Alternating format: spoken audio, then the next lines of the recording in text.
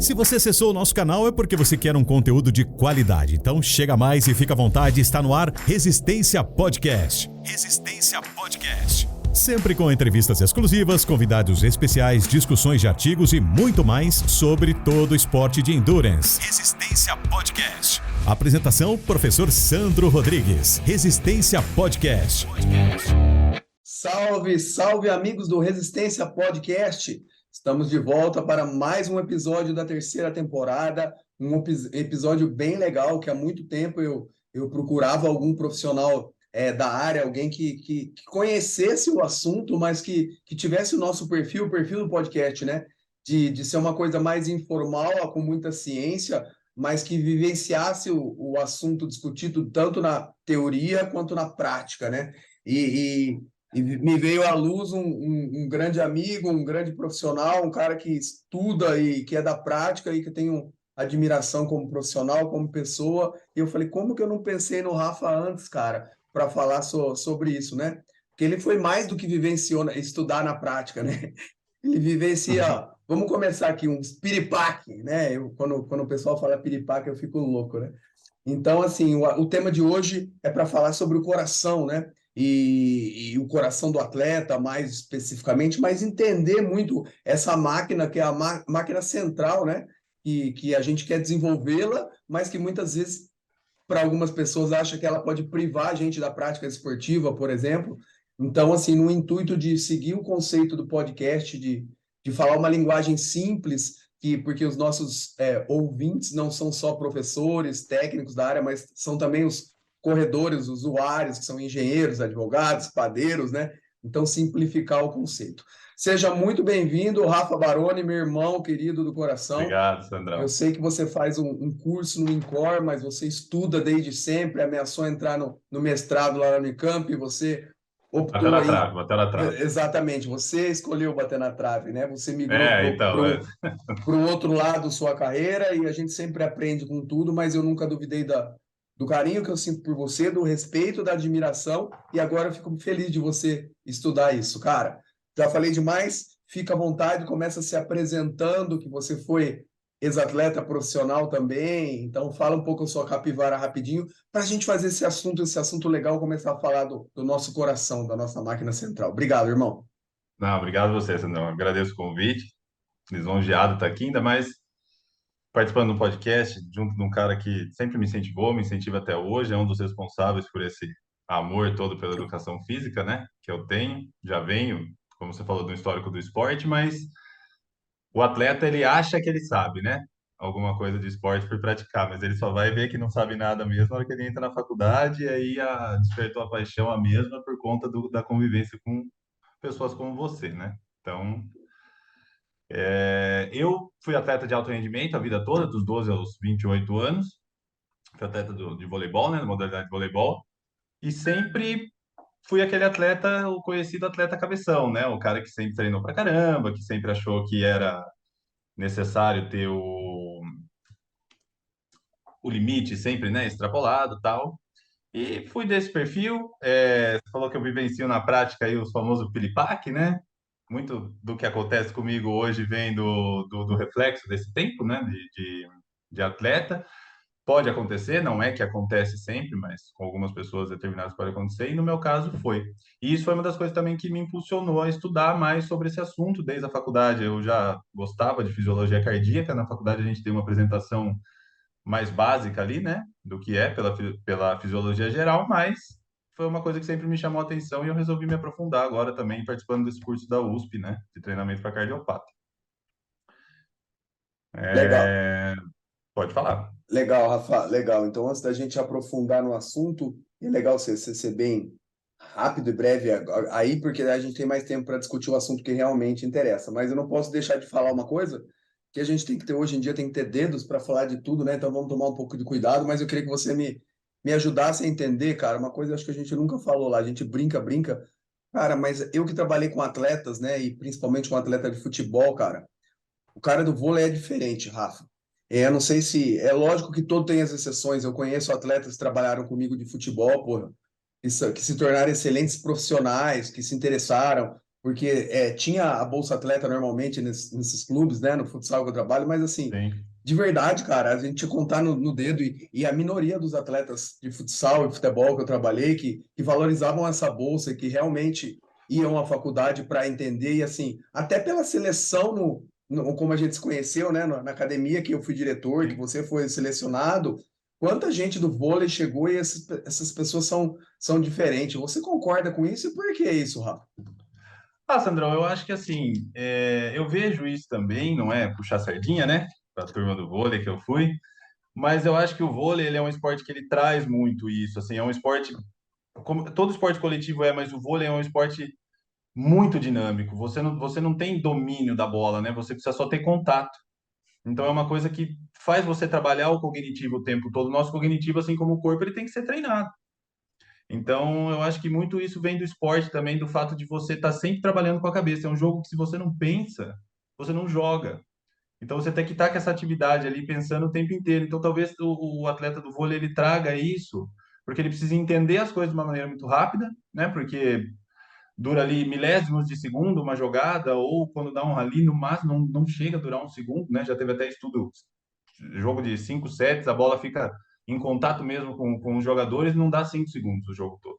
Então, acho que vem muito dessa dinâmica aí. É um esporte que você precisa muito usar a cabeça, você precisa muito estar sempre pensando. Então, traz essa linha de raciocínio. Eu acho que essa visão mais ampla das coisas é um pouco maior do que das outras modalidades. Eu enxergo essa possibilidade. Não sei se eu estou correto. Legal, Rafa. Isso aí daria assunto para um outro podcast, né? Mas vamos para Sim, para a nossa sessão aqui. Então, antes da gente de eu abordar alguns temas com você, Rafa, já que a gente passou mel na boca do urso, falou para os nossos ouvintes e nossos assistentes agora, né? Que agora a gente está no YouTube sim. também esse ano. Vamos Legal. explicar para o pessoal. Você tinha alguns episódios de arritmia durante a noite ou durante Isso. o dia, que de repente a gente parava tudo, isso começou a afetar seu psicológico, você foi atrás. Explica mais ou menos quais eram os sintomas, o que você tinha, depois para a gente entrar nas funções do coração propriamente dito. Tá. O que começou a acontecer comigo foi, sim, foi uma coisa que veio, eu vou falar do nada porque o sintoma veio do nada, né? Mas na verdade já deveria ter sido uma coisa que vinha ocorrendo fisiologicamente ali e eu era sintomático. Eu tive uma crise de taquicardia do nada, sentado no sofá, nunca tive problema cardíaco, sempre fiz os testes, né? Fui atleta de alto rendimento, todos os testes possíveis que eram feitos todos os anos e nada era apresentado. Sempre levei meu corpo ao limite, tudo e tudo certo. Eu comecei a ter essas crises, eu tive a primeira, depois de um ano eu fui ter a segunda, né? Então, era uma coisa que, assim, toda vez que eu tinha, eu chegava no hospital, fazia os exames e não dava nada. Nem eletro, nem, né, exame de imagem, eco, nem nada. Teste de esforço. E aí eu comecei a ter muito de madrugada. Eu acordava com, assim, o coração batendo lá no alto, eu comecei a registrar esses momentos, eu cheguei a registrar dormindo, né, após acordar, quase 160 batimentos por minuto, né, que já é uma zona muito alta ali para estar. E aí eu fui investigando até que eu achei consegui um cardiologista aí em Campinas com o Dr. Alim, do Centro de Arritmia. Ele falou: "Olha, cara, você provavelmente tem uma arritmia, mas assim, é difícil pegar, a gente tem que insistir aí, tentar registrar no momento que você estiver tendo uma coisa". E me prescreveu para eu comprar um aparelhinho lá que chamava Cardia na época. Hoje os relógios da Apple, principalmente os séries mais novas, eles têm essa mesma tecnologia do eletro, né, do ECG, é a mesma tecnologia da Cardia. E foi com esse aparelho que eu registrei. Quando eu estava tendo crise, fui lá, pus o dedo e tal, registrou. Fibrilação atrial, que é uma das várias tipos de arritmia que é possível ter, né? Nesse tipo de fibrilação, o átrio ele não fecha, ele fica apenas fibrilando, então o ventrículo precisa acelerar a atividade para o sangue rodar, e é por isso que o meu batimento ficava alto. Em conversas com ele, isso vem muito do fato do fortalecimento que eu tive a vida inteira do coração, né? A gente vai tocar nesse assunto das adaptações cardíacas do exercício. Então, eu tive uma vida inteira de treino exaustivo, né, extenuante, estressante, e depois eu parei. E certos reflexos agora não bate mais um de frente com o outro, porque a musculatura do coração é muito forte para o estímulo neural que passa nela, então às vezes acontece. A minha é um nível 1, vamos dizer, porque ela tem 3, é o paroxístico, então ela vem e sai sozinha, episódios de 10, 15 minutos quando aparece, mas ela tem os níveis mais, ela persiste por 1, 2 horas, chega a persistir por 24 horas. Se ela se persistir por 24 horas, aí precisa fazer a cirurgia, ablação por catéter, né? Que entra lá e dá um choquinho no ramo lá, uma queimadinha, e tenta estabilizar esse ramo que está dando problema.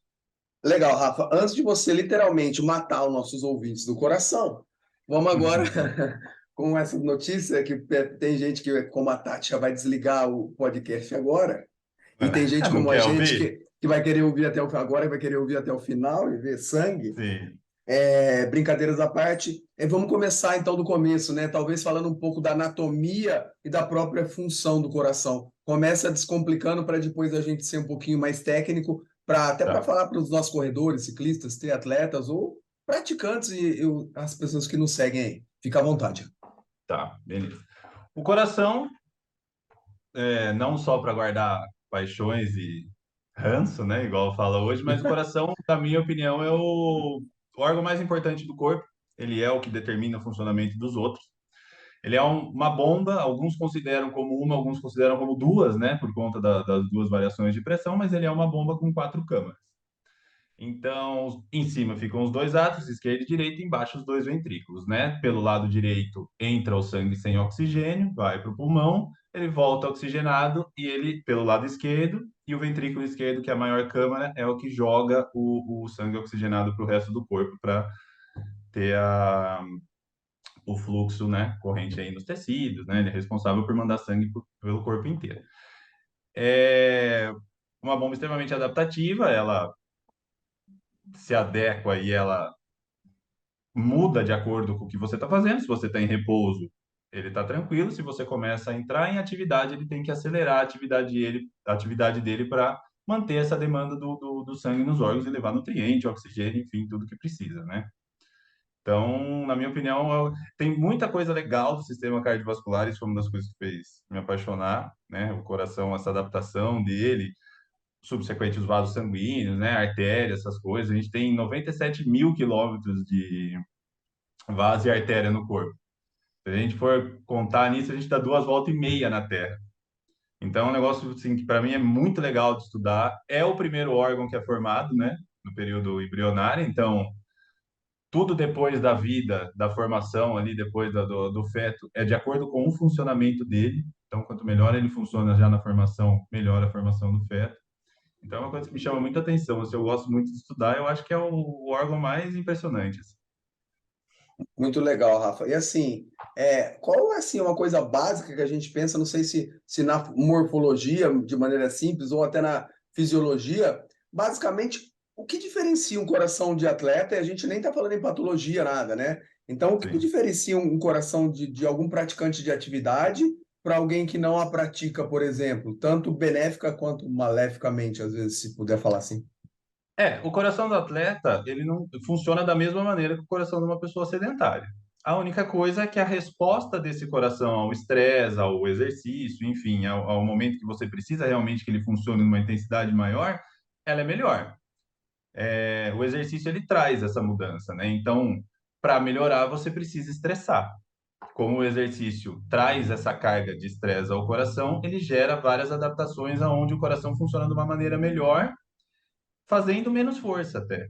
O que é muito comum a gente encontrar, por exemplo, em atleta ou pessoas treinadas, é o nível do batimento cardíaco ali de repouso, né? Ele é mais baixo do que uma pessoa sedentária, porque ele tem um coração mais condicionado. Ele não precisa fazer tanta força para mandar sangue para o corpo, para ter, né, para controle de pressão e tudo mais. Então, o funcionamento é o mesmo, mas o exercício traz uma melhora na condição cardiorrespiratória, né, na condição cardíaca mesmo.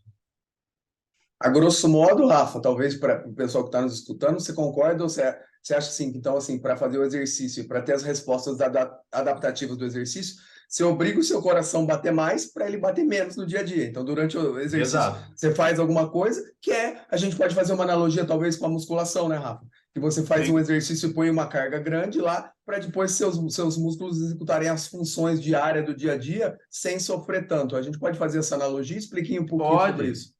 Não, é exatamente isso. O corpo ele é adaptativo, né? Para bom e para ruim. Se você não faz nada, vamos falar assim, no sentido de você não tem uma vida ativa, ele vai se adaptar a isso, né? Ele vai baixar seus níveis hormonais, vai aumentar o acúmulo de gordura. Se você faz uma vida, se você leva uma vida de exercício físico, né, onde você passa por esse estresse que é benéfico, ele vai se adaptar a isso também. Então, tudo que a gente faz em relação a ele de exercício, aí cada modalidade puxa um pouco mais, né, para o seu lado, para sua vertente ou não. As adaptações elas não são exatamente todas iguais, mas tudo que puxa ali para forçar, o corpo entende, né, a lei e o modo assim. Eu preciso passar por essa carga de estresse da melhor maneira possível para não colapsar o sistema. Então eu preciso melhorar. E essa melhora durante o exercício traz a melhora do momento que a gente passa aqui a maioria do dia, que é o quê? Que é em repouso, que é não estando no estresse. Então, a qualidade de vida útil, vamos dizer assim, do órgão, ela melhora significativamente, né?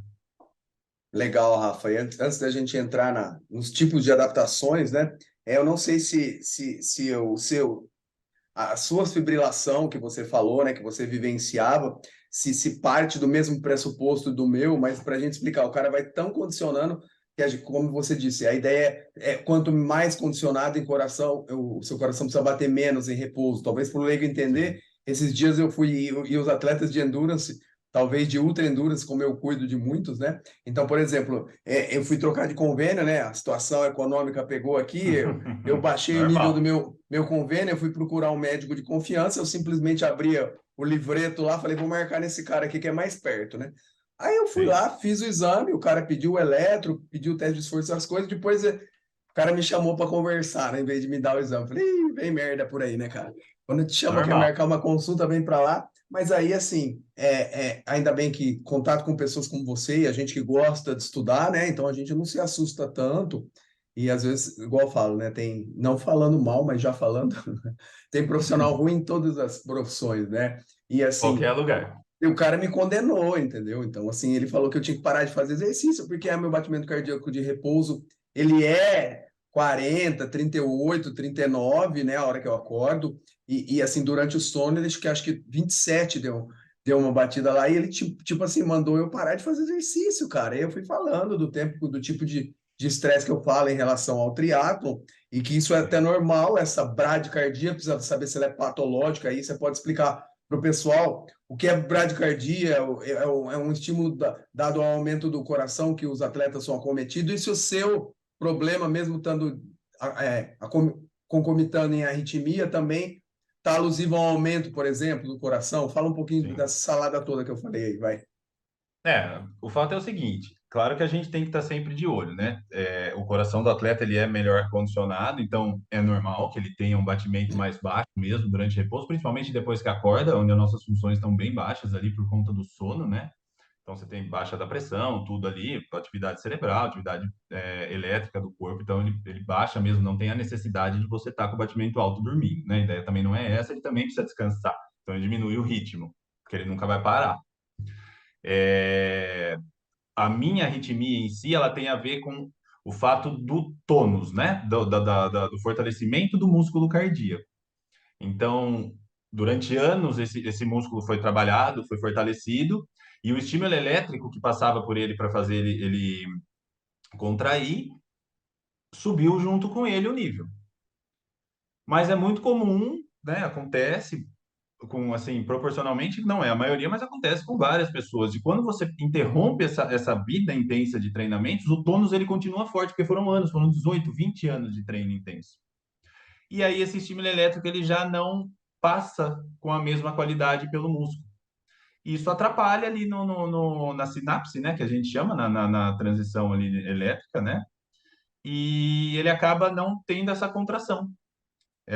Digamos assim, o músculo ele não está entendendo o estímulo elétrico que está vindo, então ele não está entendendo que é para fechar e relaxar, né? Que é contrair e relaxar.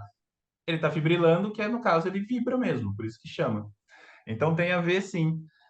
Tem bastante caso porque tudo no exercício né? Se você não faz, é ruim. Se você faz em excesso, também. Então tudo tem que ser uma balança. Claro que o atleta de alto rendimento, o atleta de performance, ele vai sempre buscar, né, o extremo. Porque é do esporte, o esporte traz isso, você precisa disso para performance, inclusive várias adaptações que depois a gente pode citar, ela é feita lá em cima na zona cardíaca alta, então você tem que trabalhar, né? Mas é muito comum que aconteça isso mesmo, assim, de ter eu não cheguei a baixar de 30, hein, Sandrão? Você tá batendo recorde aí. O meu deu 34 no Holter, velho, dormindo. O cara também já falou: quando você tiver uns 60 anos, você vai pôr marca-passo. Eu já tive a hora que eu comecei os negócios da arritmia, o cara queria porque queria provar que eu estava usando anabolizante. E eu falei, pô, você me trata desde os 14 anos. Sabe que eu nunca fui, né? Nunca foi meu perfil usar nada, nem suplemento eu tomo direito, não por nada, mas é por conta que realmente não é uma coisa que eu tomo, assim. Só glutamina que E você gosta, né? glutamina e coco e B- café. Isso E aí BCAA é. também, né? Não, BCAA é livro de cabeceira, né? Tá Não, mas bom. aí então é isso. Claro que assim, os cardiologistas eles enxergam a coisa dentro do padrão onde aquilo que eles estudaram e o que eles se preocupam, né, com a morfologia ali, com a fisiologia, mas o exercício, ele traz, na verdade, assim, as adaptações do coração a uma patologia e a um exercício, a adaptação é basicamente a mesma. É que o exercício é fisiológico, você ganha um condicionamento sem a patologia, então seu coração melhora. Se você parar de treinar, ele também vai perder esse condicionamento. Na patologia, não, ele vai sofrer a remodelação, né, que a gente chama, e ele vai manter ela trazendo os malefícios como consequência. Boa, Rafa, puta papo gostoso, viu, velho? E assim, lógico, até para esclarecer o pessoal que a gente não negligencia, né? Então, assim, o que que eu fiz? Eu não peitei o médico, mandei ele cagar Não, e fui embora. O que eu fiz? Eu fui procurar um médico do esporte e fiz todas as baterias de exame. E o cara sim, já adiante, nós vamos investigar tudo, Sandro. Mas, assim, o que eu acho é que um coração de alguém que faz 15, 18 horas de treino aeróbio por semana e que o coração dele que bate em limiar mais baixo do que a maioria das pessoas, vai bater no repouso mais baixo e durante o sono mais baixo ainda. E assim dito e feito, né? Mas, sim, obviamente, e explicando, Rafa, talvez assim, o grande, entre aspas, perigo do coração do atleta é ele bater tão devagar, que durante o sono ele pode dar um estímulo que ele simplesmente, bom, tô tão devagar e eu vou literalmente parar. para, né? Então é Isso esse o cuidado que acontece, a gente falar e emendando, Rafa, talvez você possa emendar a resposta. É por isso que algum atleta tem que tomar muito cuidado quando para de jogar para não destreinar do dia para a noite. Fazer isso em sim, dose homeopática. Faz sentido? Manda aí. sim. A pior coisa que o atleta faz é simplesmente ele levar uma vida vamos colocar assim, a 300 por hora e depois querer levar uma vida a 20, né? O corpo ele sofre esse impacto, né? Aquilo que a gente fala que as pessoas precisam, elas têm a necessidade do exercício quando elas começam a treinar, né? Que elas tomam isso como rotina. Isso é verdade, é o teu corpo ali fisiologicamente falando, ó, eu preciso desse ritmo, você está impondo esse ritmo, eu preciso manter. Então, levando assim que não tem muito a ver com o coração, mas assim, o maior índice de obesidade normalmente é entre ex-atletas, né? Então, por quê? Porque o cara ali tá treinando pra caramba, ele come pra caramba, que é normal, e ele para e continua comendo a mesma coisa e não tem o mesmo gasto, né? Então, essa parada brusca de levar uma vida numa intensidade alta e depois parar, realmente não faz bem. O corpo, ele, né, falando assim, ele não entende o que está acontecendo, né? E aí ele fala, ó, já não tem mais, eu preciso voltar a me adaptar agora a essa nova coisa. E aí dá uma série de complicações, né? Perfeito, Rafa. E esse lance, o risco é aquele mesmo de quem é bradicárdico, tem que tomar cuidado, e qual o risco e o que tem que ser investigado isso. E é isso que às vezes o corpo entende, o grande risco é essa morte noturna, né? Que a gente já vê alguns Sim, casos que o cara tá dormindo e o coração simplesmente acontece. bate tão que o corpo fala, pode desligar, é isso? Acontece. Teve um menino do vôlei, eu não o conheci, mas ele jogava na Espanha. Ele veio a falecer dessa maneira. Ele se apresentaram todo mundo para um jogo lá, o menino não chegava, foram na casa dele, ele estava já em óbito na cama lá, porque ele teve essa síndrome. O coração ele fica tão condicionado que chega uma hora dormindo que ele está tão baixo o batimento que é como se o que faz o coração bater é o próprio coração, né? É o nó sinoatrial lá que solta o estímulo elétrico que faz o coração contrair. Então esse batimento está tão baixo, esse estímulo elétrico está tão lento que é como se ele falasse assim, não tem a necessidade de eu funcionar. E aí ele para. E aí, para ter uma ideia, por exemplo, num evento de um acidente, né, de um acidente vascular, de um infarto, no caso, nas manobras lá de RCP, de socorro, a estimativa é que você tenha 20% a menos de chance de sobreviver a cada 1 minuto, por essa falta da demanda do oxigênio, principalmente cerebral e tal. Então, assim, em 5 minutos, se você não for atendido, provavelmente você vai a óbito. O que acontece muito de sobreviver é porque, normalmente, se a gente reparar, quem tem um evento desse novo, dificilmente sobrevive. Primeiro, porque o coração é forte, né? Mais forte do que de um idoso, no caso. E segundo, porque a gente ainda não chegou numa idade que a gente começou a ter a angiogênese cardíaca, né? Que é redistribuir essa questão do fluxo sanguíneo por novos vasos, tal. Então, acaba-se tendo um coração com, vamos dizer assim, tem menos ligação do sangue, é mais fácil dar problema, né? Se tiver outro para outro escapar, ele ainda supre o coração com mais sangue. Então, é normal, sim, acontece, tem a ver com isso também, tem a ver também com o fato de, não sei desse menino que eu citei, mas assim, o que a gente toma, o que a gente usa, o que a gente costuma usar, né, alimentação, tudo isso, nada vem de um fato, né, Sandro, nessa hora, é sempre tudo muito multifatorial, assim, então o estilo de vida também com certeza conta muito, né? Beleza, Rafa, muito bom. E já que você falou em angiogênese, a gente pensa em maior capilarização também, e isso acontece por adaptações, e a gente pensa em adaptações, já que ó, o nosso tema é esse, é através do exercício, a gente pode cair agora na temática em adaptações, e o pessoal vai se interessar pelo assunto em relação à resistência, e a gente pode pensar em atividades Sim, de menor intensidade, mais longa né? duração, sendo grosseiro, né? E Sim, adaptações de força, onde a gente pensa em adaptações de maior intensidade e estímulos verdade. mais curtos, né? O que que esses estímulos, e aí para exemplificar, a gente pode pensar numa corrida e na musculação, né, Rafa? Talvez Musculação, para a quem está eterna, escutando e né? não entende que são os dois pontos antagônicos, para falar, Sim. tá, e o que que acontece no coração quando eu faço musculação que é diferente ou é igual do que acontece quando eu faço uma corrida mais longa, um pedal, alguma coisa mais cíclica? Começa aí por onde você quiser, meu irmão, que tá show de bola, eu só quero aprender. Tá. As adaptações do coração, elas são basicamente as mesmas para os dois. Claro que uma prepondera mais para um lado, a outra para o outro, pelo estímulo diferente. Os estudos que fazem essa comparação são estudos que sempre pegam pessoas que trabalham num nível muito alto, né? Maratonista, ultramaratonista. Por quê? É preciso entender o que acontece com essa galera que trabalha no extremo, né? Então, muitas vezes, às vezes, o pessoal toca nesse assunto e fala assim: ah, mas eu não sou maratonista, eu não sou ultramaratonista. Não tem problema, a adaptação cardíaca é igual dentro das intensidades daquilo que você trabalha, né? Então, no exercício de resistência, a gente tem o aumento ali, o aumento concêntrico, né? Desculpa, concêntrico, da dilatação da câmara, no caso, que o tamanho da câmara cardíaca, ela aumenta um pouquinho, né? Das câmaras, principalmente o ventrículo esquerdo, normalmente que aumenta mais, porque é a maior câmara, então é o que tem o maior aumento, tá? Isso aumenta o influxo sanguíneo, né?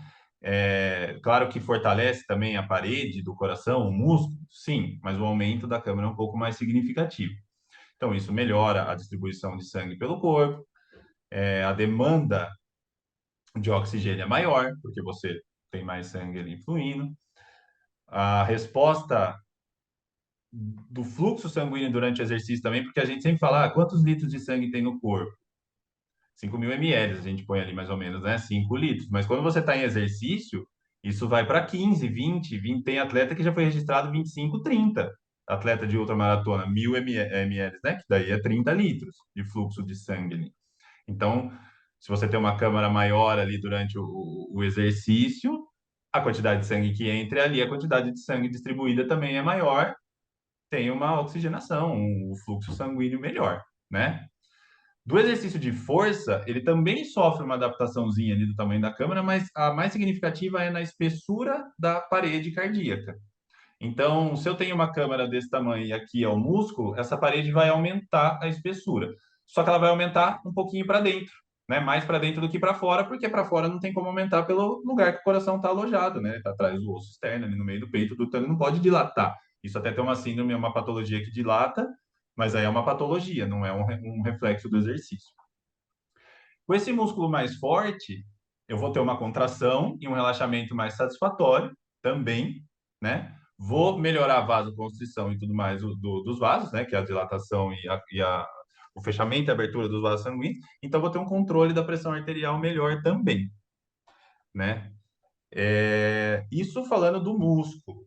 A gente tem adaptações também, não é só adaptação muscular, tem adaptação neurohormonal, né?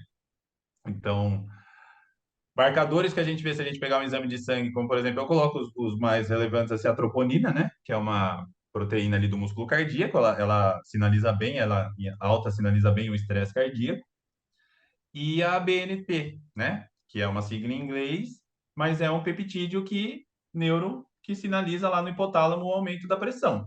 Então, um sinaliza o estresse cardíaco, o outro sinaliza o aumento da pressão. Quando você melhora esses dois, né? Você tem uma resposta cardíaca melhor. Então, não é à toa que a gente faz exame de sangue, lá as coisas, se você olhar lá no exame de sangue, vai ter normalmente esse peptídeo e essa proteína para poder avaliar como que está a saúde cardíaca, né? Então, ele tem essas duas adaptações. Legal, Rafa. E assim, eu sei que a gente é muito parecido, né? Então, assim, a gente sempre é o defensor do equilíbrio, do bom senso das coisas, né? Contra os Sim. extremismos e a polarização, né? Tanto política, quanto da educação física e quanto do Uhum. treinamento. Então, pensando nesse sentido, alguém que vislumbra a condição física mesmo, né? Com a prática do esporte de maneira salutar e amadora, assim, talvez por aí a gente já saiba que em detrimento desses dois modelos de respostas adaptativas, o ideal seria sempre o equilíbrio e combinar os tipos de atividade, né, Rafa? Um para Sim, talvez, falando grosseiramente, aumentar o tamanho da câmera e um para aumentar a parede e deixar essa bomba um pouquinho mais forte e poderosa e o outro para caber mais coisa ali dentro, que é o sangue. Faz sentido? sim. Não, faz total. E outra, é um pensamento, se a gente partir, um aumenta o tamanho da câmera, o outro aumenta a força do músculo, vamos colocar assim, então eu tenho um coração mais condicionado, ele cabe mais sangue, né? E tem uma contração ali para soltar melhor. A única coisa que muda um pouquinho quando você faz os dois, assim, numa proporção, né, parecida, tem uma adaptaçãozinha que o átrio esquerdo, ele também dilata um pouquinho. Porque se a gente pensar, tá entrando mais sangue no ventrículo, eu preciso que chegue mais sangue. Então não adianta eu ter uma câmara menor em cima do, né, do tamanho normal, digamos, com uma maior embaixo, porque esse sangue que vai entrar aqui não vai ser satisfatório. Então precisa ter uma dilatação um pouquinho do átrio esquerdo também, e aí melhora o fluxo sanguíneo também da hora que o sangue sai com oxigênio para o coração. Então quem faz os dois tem essa adaptaçãozinha também, vamos colocar esse bônus, né? De adaptação geralmente é visto das duas modalidades. Não que os outros não possa acontecer também, se eu faço mais cíclico, né? Corro, tal, ou só mais musculação, mas normalmente é observado quando você faz os dois, né? Então é isso que você falou, é o equilíbrio. Pô, melhora o fluxo sanguíneo, melhora a quantidade de sangue oxigenado que eu mando, melhora a força do meu coração. Por que não fazer? Fora que a musculação também é base para a maioria dos esportes. Então, assim, perfeição, né? Você já junta uma coisa com a outra. Sim, e a predominância, né, já, Rafa? Agora a gente fala, tudo na vida é assim. Porque, assim, se você pensar o estímulo de força, você também está dando estímulo, o mesmo modelo de estímulo que você dá na resistência. E quando você faz resistência, você corre numa subidinha, você não está deixando de fazer força Sim, também, né? Sua perna faz maior sim. exigência da periferia ali dos músculos. Então, nunca é sozinho, principalmente quando a gente fala de amador, e às vezes é por isso que a gente sempre fala, né, Rafa? Assim, se a pessoa não é patológica e quer fazer para cuidar da saúde, o importante ela fazer uma atividade que ela gosta, porque ela vai perdurar no esporte, porque Sim. dentro dessa coisa que ela ama, a gente consegue brincar com os diferentes tipos de estímulo para ela, dentro do que ela gosta, a gente conquistar adaptações distintas, né? Não, é isso mesmo, pessoal. É que assim, lógico, né? A ideia da maioria das pessoas é essa e tem que ser mesmo, porque quem tem que saber ou quem tem que avaliar essas coisas é quem estuda, quem trabalha com essa parte, né? A pessoa que está ali fazendo o exercício, ela está preocupada com outras coisas, com a satisfação que ela vai ter, com o amor que ela tem pelo esporte, enfim, N coisas que entram na conta. Mas o benefício, o por trás ali, os bastidores do exercício é tão maior e tão mais satisfatório, né? Do que ali o que a gente vê. Hoje o grande Q em tudo, em internet e programa e qualquer coisa que for, é a estética, né? É a aparência, é o que você olha no espelho ou o que você sabe que os outros estão olhando ali ou pela tela do telefone. E na verdade isso aí é raso, é mínimo. As adaptações do seu corpo, a questão do seu bem-estar do exercício é muito maior que a estética. E outra, não é uma linha de regra, né, Sandrão? O pessoal coloca sempre a estética como prioridade. Mas se colocasse essas coisas como prioridade, a estética ia vir também. Exato. Entendeu? Então, assim, precisa mesmo hoje dessa mudança, dessa chavinha aí. Isso aí faria com que acontecesse bem menos problema do que dá aí em muita coisa, né? Beleza, Rafa. Nossa, esse papo bom passa rápido. A gente tem caminhando para o final aqui, que foi muito legal mesmo. Sempre é assim, cara. Sabe que, assim, às vezes os maiores nomes do esporte brasileiro aqui já passaram aqui do esporte de endurance pelo nosso podcast, mas assim, vira e mexe, eu trago alguns atletas amadores que fizeram uma boa prova, Sim. e sempre quando eu trago esses depoimentos você também, você não é famoso por causa dos holofotes, né? Mas seu conhecimento acabam sendo os podcasts mais legais, cara. E uma coisa, Rafa, que assim, hoje eu falo com propriedade, você que estuda pode falar, e que eu acho que é consenso, é que antigamente a gente viveu isso, porque a gente é até relativamente contemporâneo, é assim, o cara era identificado alguma cardiopatia, ou o cara era cardiopata, ou que os cara. Hoje não, eu falo para meus alunos que às vezes deu alguma coisinha no exame, ele começa a ficar a falar, cara, a gente tem que investigar, tem atrás, mas independente da patologia que seja, o melhor remédio é o esporte. Então, Sim. assim, pensa na pior patologia que você pode nos falar, né? É assim, o esporte, lógico, é monitorado e coisa, mas é o principal remédio. Assim, todas as pessoas médicas, as pessoas que estudam, sabem que independente de tiver uma patologia, lógico, você vai ter que controlar, mas você não é que você pode, você inclusive deve ter a prática esportiva. E é isso aí? Não, tá certo, Sandrão. Isso aí deveria vir, cara, ali, esse é até um consenso ali do pessoal, hoje a gente estuda junto ali do pessoal da USP, isso aí deveria vir no prontuário médico ali. O cara teve um infarto agudo no miocárdio ali, né, que o pessoal, né, que é o termo que usa, o cara tá lá internado, foi socorrido, tudo beleza, já tem que estar no prontuário dele, assim, medicamento tal, de acordo com o que ele tem, tudo, e exercício físico, hoje começa dentro do HC no leito. Os caras começam fazendo exercício de preensão de mão, né? Ali dentro do que é possível, o cara tá acamado ali internado, mas ele já começa no leito, no máximo 2 dias pós-evento, né? Até os caras avaliarem mesmo. Se a gente falar de patologia cardíaca, eu acho a pior, e acho que é um consenso, a insuficiência cardíaca, né?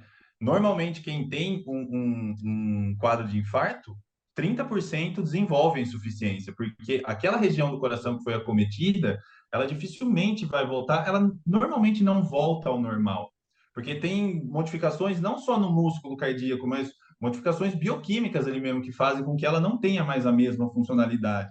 E isso leva à insuficiência cardíaca, né? Que nada mais é do que, como a gente falou antes, o coração é uma bomba, ele tem que mandar sangue para o corpo, né? Oxigenado, ele perde essa força para mandar sangue para o corpo. Ele, dentro de níveis aí, na tabela, de 55 para cima, essa fração de ejeção que a gente chama, né? Ela é satisfatória, tal, na pior delas é de 30 para baixo. Então, assim, é muito fraco mesmo. Dentro das 4 classificações, a primeira, o cara ainda vive normal, mas quando ele começa a fazer alguma coisa, ele sente aquela, né, ofegante, tudo. A segunda, um pouquinho mais. O quarto nível, o cara cansa de escovar o dente. Então, assim, tem muito. Para mim, é a pior, é a mais difícil de trabalhar por conta de tudo isso, mas é a que melhora a resposta do exercício. E tem uma coisa muito legal agora, que inclusive foi essa semana que eu vi, já tem gente fazendo mestrado lá, estudando isso. Uma das coisas para reabilitação desse tipo de, né, pós-leito, da reabilitação desse tipo de cardiopatia, é estimular o músculo, porque o estímulo do músculo ajuda na melhora da insuficiência. Por quê? Porque a insuficiência, a nível biomolecular lá, as mitocôndrias, né, famosas mitocôndrias ali do que o pessoal gosta tanto, né, da oxidação, da respiração celular, elas são defasadas na região. Então, como você estimula a quantidade de músculo que a gente tem no corpo, você melhora a sua resposta mitocondrial, consequentemente, você ajuda na melhora da resposta da mitocôndria que está lá no seu coração que estava defasado, entendeu? É um negócio muito legal, assim. Eu acho que o exercício, não existe nada até hoje, assim, que fala, pelo menos que eu tenho ouvido falar, não, você não pode fazer ou não. Sim, você tem que fazer de maneira adequada.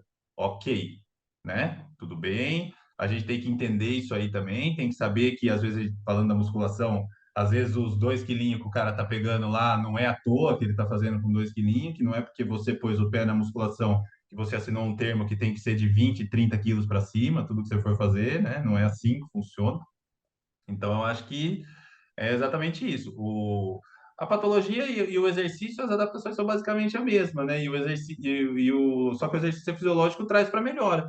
E como a patologia é malefício, o exercício vem para complementar e ajudar a melhorar.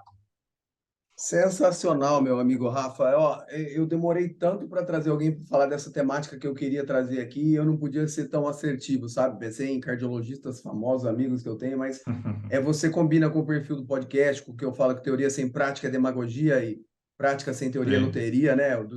Fase do grande Stélio Dantas, né? Mas é porque é isso, cara. Você vive, você estuda, e de antemão eu já falo que eu estou muito feliz, Rafa, muito feliz em ver você agora, sim, na sua posição certa no tabuleiro de xadrez, assim, onde você gosta, pode desempenhar e você é um talento. Então, eu te agradeço aqui, cara, e antes de você deixar os seus agradecimentos, deixa ou a sua ou as suas principais dicas para os nossos ouvintes, o que que esses caras têm que fazer para cuidar do coração de maneira bem grosseira. Não, vou parar de fazer exercício, não vou, vou pensar mais na alimentação ou no exercício. Deixa a sua sim. dica e depois passa os seus contatos para o pessoal te acompanhar e um beijo no seu coração, meu irmão. Ah, beleza, Sandrão. Eu que agradeço o convite. Cara, eu acho que a principal dica para tudo, não só para o coração, é buscar essa balança, né? Acho que tudo na vida é uma balança. Quanto mais a gente consegue equilibrar ali, melhor o negócio flui.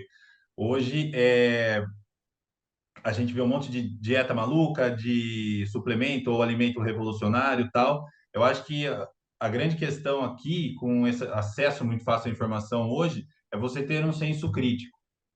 É você não interpretar a primeira coisa que você escuta como verdade absoluta, porque eu acho que esse é o grande problema do mundo hoje também, né? A minha verdade é a verdade e a verdade do outro é a mentira. Então, ter um pouquinho mais de senso crítico nisso, né? Tomar cuidado, porque tem coisas que a gente ouve, eu ouço muita asneira por aí. Esses dias eu ouvi, não fazendo, não tô querendo demonizar nada, não, mas assim, ah, é, baixo índice de pessoas que morrem por conta do uso de anabolizante. É mentira, entendeu? Primeiro que não tem como quantificar isso aí, porque não está determinado lá. Se você usar, você vai morrer em 10 anos, ou em 20 ou em 30 ou em 100. Então, primeiro que é mentira, não dá para quantificar. E segundo, que assim, realmente ninguém morre do uso de anabolizante, assim como também ninguém morre de AIDS. Você morre de coisas decorrentes que você não consegue melhorar, porque você usou ou porque você fez, entendeu? Então, a insuficiência cardíaca, por exemplo, citada, é muito vista em atletas de fisiculturismo.